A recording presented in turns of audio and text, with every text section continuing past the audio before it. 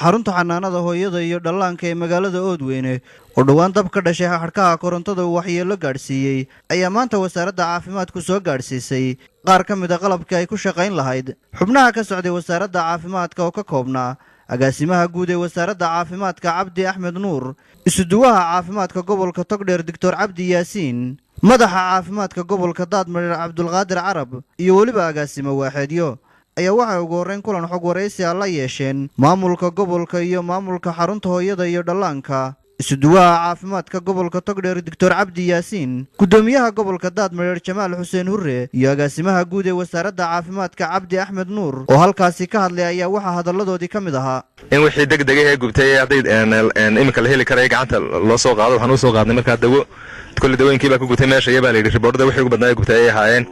marka registerada riboodka lagu qorayay iyo kaararkii iyo dawooyinkii iyo dhowr kursi oo sida madaxweynaha kuraasna gubataa la yidhi baan u soo qaadnay. halkana waa intii cabirka ee miisaanadii iyo bibiyadii wixii wax lagu cabiri jiray.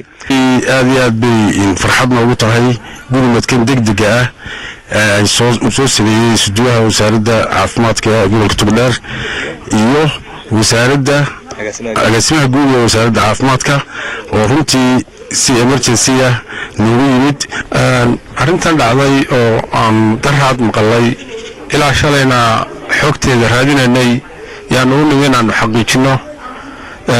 marka aniga oo ka yimid heer qaran wasaaradda caafimaadka, Cabdi Yaasiin oo ka yimid gobolka Togdheer, barasaabkii oo halka nala jooga dhammaantayo inaanu hubino oo xaqiijino bal sidii meesha wax uga dhaceen. iminkana markaanu eegnay arrintii qiimayn lagu samaynayo dayactirkii meesha iyo dibudhiskeedii iyo hagaajinteedii. dhanka kale barasaabka gobolka Daadmareer iyo xogayaha dawladda hoose xildhibaano ka tirsan golaha deegaanka ayaa maanta kulan xog waraysi ah la qaatay saraakiil ka socotay hay'adda World Vision. kulankaasi oo lagu lafagurayay mashaariic horumarineed oo ay hay'addu ka hirgelinayso gobolka isla markaana lagaga hadlayay sidii ay maamulku ugala shaqayn lahaayeen. Muuse Salebaan Maxamed, Telefishinka Qaranka Soomaaliland, magaalada Oodweyne.